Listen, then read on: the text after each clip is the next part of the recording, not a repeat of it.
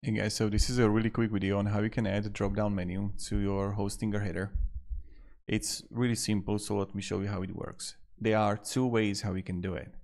So when you're going to come here to Pages Navigation, first thing that you can do is that you can take the page. Let's say I want to add contact block and product list under sustainability.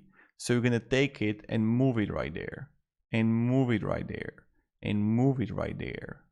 So right now you see that we moved everything under sustainability, and then we have the drop down out of that. But right now people can click on a sustainability too, right? But if you are going to do this thing, that you are going to click on this button here, add a new drop down, I can click on that, and there you're gonna have a drop down. On a drop down nothing happens when I click on it.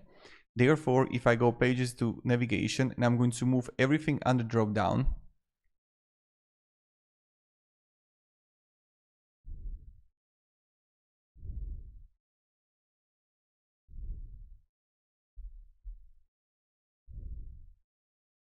you have to play around with it a little bit, but you see right now under drop down we have it right there. So that's pretty much it, how you're going to do it and how it works. Quick and effective tutorial for you. Thank you very much for watching. Hope you are going to have a great day, and goodbye.